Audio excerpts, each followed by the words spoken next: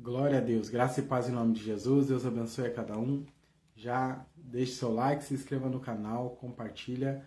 Estamos aqui no Adolecrentes, né? Então é o terceiro estudo. Se você tem acompanhado aí, já sabe, pega a sua Bíblia, pega seu caderno, vamos aprender sobre o livro mais importante de toda a história da humanidade, ok? Vamos lá. Se você puder, já pega aí o seu caderninho, já pega o seu lápis, porque o lápis é melhor que a caneta, ok? Depois você passa limpo, que se você errar, você apaga. Vai escrevendo aí que nós temos pouco tempo para fazer isso, ok? Vamos lá. O texto básico, você que tem acompanhado, sabe que é Salmo 119, versículo 89 ao 93. Então vamos lá. Já vou fazer a leitura do texto, que é o nosso texto base, ok? Enquanto você se organiza aí para estar acompanhando essa terceira aula. Hoje nós vamos estar falando que a Bíblia é um livro incomparável. Então, nós estamos falando só sobre a Bíblia. Nós falamos lá sobre os títulos da Bíblia, nós falamos sobre a biblioteca divina, a disposição dos livros, né, como que a Bíblia é separada, e nós vemos que temos livros e temos cartas, e é uma grande biblioteca, ok? Vamos lá, texto básico, Salmo 119, versículo 89 ao 93. Diz assim então a palavra de Deus: Para sempre, ó Senhor, a tua palavra permanece no céu, a tua fidelidade dura de geração em geração, tu firmaste a terra e ela permanece firme.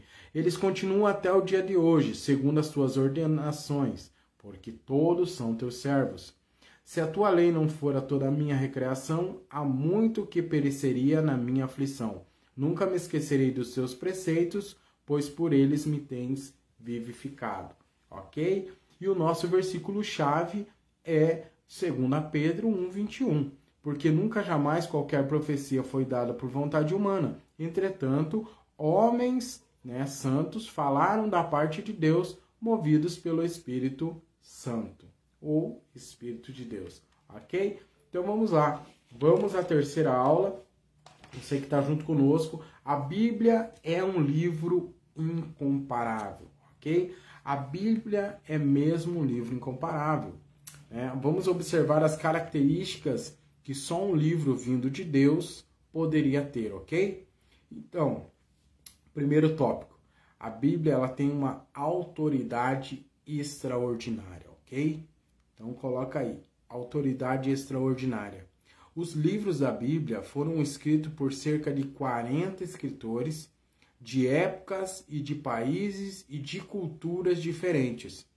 Todos os homens inspirados por Deus para registrar as suas palavras. Aquilo que nós acabamos de ler no 2 Pedro, capítulo 1, versículo 21. Então, o tempo de produção. Quanto tempo demorou para produzir esse conteúdo? A Bíblia inteira levou um período aproximadamente de 1.600 anos para ser completado. Você veja, 40 autores, 1.600 anos para ser completado. A Bíblia ela tem uma coerência impecável. Apesar do grande espaço de tempo e da variedade de escritores, existe coerência e unidade entre todos os livros da Bíblia. Ok? Não tem nenhuma contradição. A maioria dos escritores escreveu sua parte sem ter acesso à parte do outro. Ainda assim, na Bíblia não existem contradições. Ok? Às vezes a gente vê uma pessoa que fala: a Bíblia está se contradizendo. Aí nós vamos lá, como nós aprendemos na outra aula, que o Antigo Testamento foi escrito em hebraico e algumas partes em aramaico. E nós também aprendemos na outra aula que no Novo Testamento a Bíblia foi escrita em grego. Então nós vamos lá no original, vamos ver o que aquela palavra quis dizer, e aí a gente vê que às vezes uma versão optou por uma palavra e outra versão da Bíblia optou por outra. Às vezes a NVI optou por uma palavra ali, e às vezes a João Ferreira de Almeida, lá, Corrigida e Revista, usou uma outra palavra. Aí nós vamos ver na original que poderia ter sido usado várias palavras para dizer aquela mesma coisa.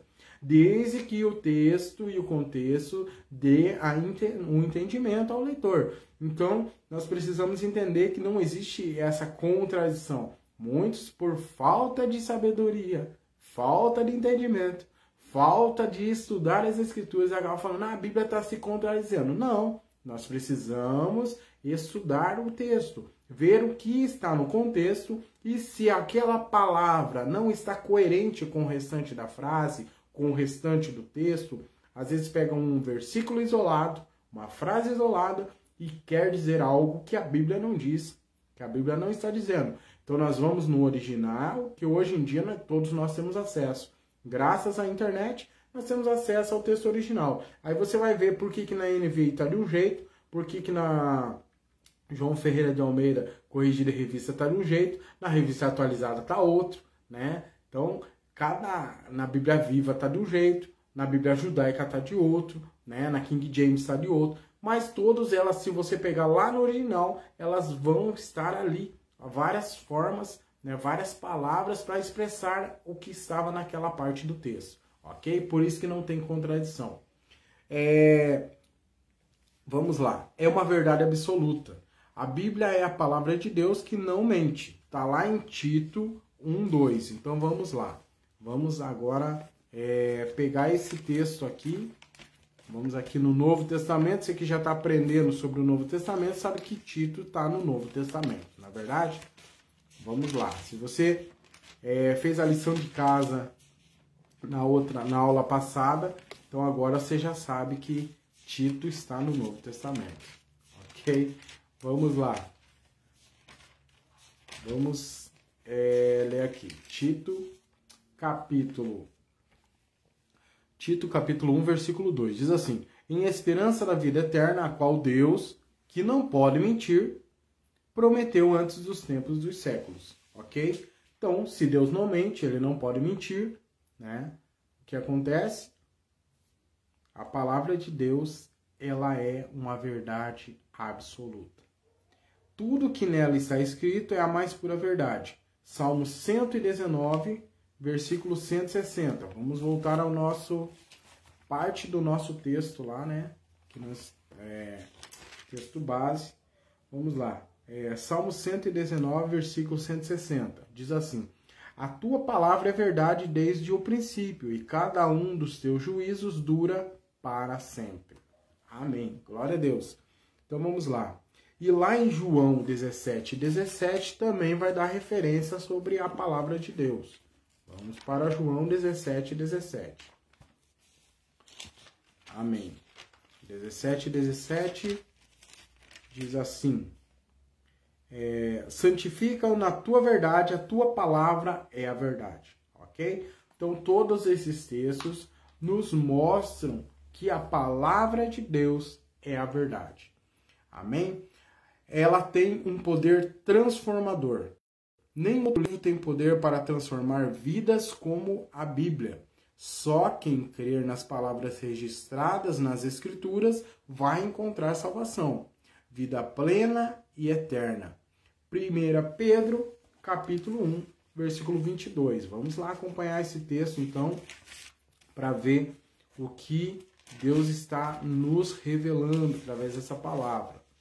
Vamos lá, 1 Pedro, capítulo 1, versículo 22 e 23, diz assim: purificando as vossas almas pelo Espírito na obediência à verdade, para o amor fraternal, não fingido. Amai-vos ardentemente uns aos outros com um coração puro, sendo de novo gerados. Como que vai se cumprir esse versículo aí? Sendo de novo gerados, não de semente corruptível, mas da incorruptível, pela palavra de Deus, viva e que permanece para sempre. Palavra eterna. Ok? João 5,39 também vai nos ajudar nessa afirmação. Então vamos lá, vamos até a carta de João, né? Mateus, Marcos, Lucas, aí vem João, ok? Você que já está aprendendo aí a cronologia da Bíblia que nós estamos utilizando, nós já entendemos que a cronologia não é, às vezes, a correta, vamos dizer assim, cronológica, apesar que tem versões da Bíblia cronológica que nos ajuda a entender um pouquinho mais, mas se você ler, você vai vendo o que acontece em cada tempo. Por isso que é importante ler. E daí você sabe, opa, aconteceu isso, depois aconteceu aquilo, né? Quando o pessoal estava no deserto, depois eles saem do deserto, depois eles começam a entrar em uma terra, aí, né, eles estavam no Egito, e assim vai indo, você vai vendo, vai percebendo, depois eles vão para a Babilônia, né, no Antigo Testamento, aí no Novo Testamento você vai vendo o que está acontecendo. Então, você consegue perceber a história, ok? Você consegue perceber o desenrolar da história da humanidade. Então, João 5,39 diz assim: examinai as Escrituras, porque vós cuidar ter nelas a vida eterna, e são elas que de mim testificam. Jesus declarou isso. Então, é um testemunho do nosso Senhor Jesus Cristo, ok? Por isso que a Bíblia é um livro incomparável, ok? Né? Não existe um livro igual à Bíblia. Agora uma pergunta para você. Você conhece a Bíblia? Você conhece esse livro que você está em suas mãos? Às vezes você tem no teu smartphone, num tablet, num computador, não tem problema. É a mesma coisa, a mesma expressão. Você conhece o que está escrito aí? A coisa mais importante não é conhecer muito a respeito da Bíblia, mas conhecer o que diz a Bíblia e o Deus da Bíblia. Por quê? Não adianta você saber tudo, né, que está ali a respeito da Bíblia e não conhecer a mensagem da Bíblia. A Bíblia tem uma mensagem. E a mensagem da Bíblia tem a ver com o nosso Criador, com o Deus que inspirou para que esse livro chegasse na mão de todas as pessoas, né? Então lá o apóstolo Paulo diz em 2 Timóteo, capítulo 3, versículo 16 e 17, algo assim, ó. Que ele diz assim, vamos lá.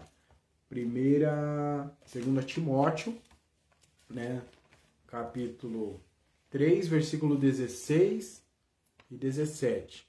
Vamos ver aqui, porque para a gente entender o que a Bíblia diz, né? Então vamos lá. 2 Timóteo, capítulo 3, versículo 16. 2 Timóteo 3, 16 e 17.